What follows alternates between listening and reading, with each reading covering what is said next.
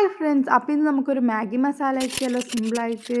അപ്പോൾ അതിനായിട്ട് മുളക്, തക്കാളി, അതുപോലെ തന്നെ ഒരു ഉള്ളി നമ്മൾ പകുതി എടുക്കുന്നുള്ളൂ കേട്ടോ. കാരണം എൻ്റെ കയ്യിലുണ്ടായ ഉള്ളി കുറച്ച് അത്യാവശ്യം വലുതായിരുന്നു. അപ്പോൾ അതിൻ്റെ പകുതി മതിയാവും. സാധാരണ എപ്പോഴും ഒരുപോലെയല്ലേ മാഗി ആക്കി കഴിക്കുക. അപ്പോൾ ഇന്ന് ചെറിയൊരു വ്യത്യാസത്തിൽ മാഗി ആക്കി കഴിക്കാം. അപ്പോൾ നമുക്കൊരു പാൻ എടുത്തിട്ട് ആവശ്യമായിട്ടുള്ള ബട്ടർ ഇടാം. ഞാൻ കുറച്ച് അധികം ഇടുന്നുണ്ട് കേട്ടോ. എനിക്ക് ബട്ടറിൻ്റെ ടേസ്റ്റ് ഭയങ്കര ഇഷ്ടമായതുകൊണ്ട് കുറച്ച് അധികം ഇടുന്നുണ്ട്. അതൊന്ന് മെൽറ്റായി വരുമ്പോൾ നമുക്ക് ഓണിയൻ ഇട്ടിട്ട് ജസ്റ്റ് ഒന്ന് വാട്ടിയെടുക്കാം. അത്യാവശ്യം ഉള്ളി വഴറ്റി വരുമ്പോൾ, അതായത് നമ്മൾ ഇളക്കി കളറൊന്നും ജസ്റ്റ് ചേഞ്ച് ആകുന്ന സമയത്ത് നമുക്ക് എന്ത് ചെയ്യാം, തക്കാളിയും മുളകും കൂടി ഇടാം. അതിനുശേഷം നമുക്കിതൊന്ന് മൊത്തത്തിലൊന്ന് വഴറ്റിയെടുക്കാം. ഒരു കളർ ചേഞ്ച് ആകുന്ന രീതിയിൽ വഴറ്റിയെടുക്കാം. അത്യാവശ്യം പാകമായെന്ന് തോന്നുന്ന സമയത്ത് നമുക്ക് മസാലകൾ ഇടാം കേട്ടോ. ചിക്കൻ മസാല, ഗരം മസാല, മല്ലിപ്പൊടി, മഞ്ഞൾപ്പൊടി, ഇത് 4ആണ് നമ്മൾ ഇതിലേക്ക് ഇട്ടേക്കുന്നത് ഇപ്പോൾ.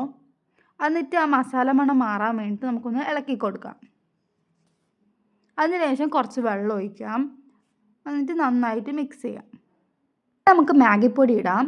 അതെല്ലാം നിങ്ങൾക്ക് വേണമെങ്കിൽ ആ മസാല ആക്കിയ സമയത്ത് ഈ മാഗിപ്പൊടി ഇട്ടിട്ട് നമുക്ക് ഇളക്കിയെടുക്കാം കേട്ടോ. അല്ലെങ്കിൽ ഇപ്പോൾ ഇടാം. അത്യാവശ്യം ഈ മസാല ഒന്ന് തിളച്ച് വരുന്ന സമയത്ത് നമുക്ക് മാഗി പൊട്ടിച്ചിടാവേ.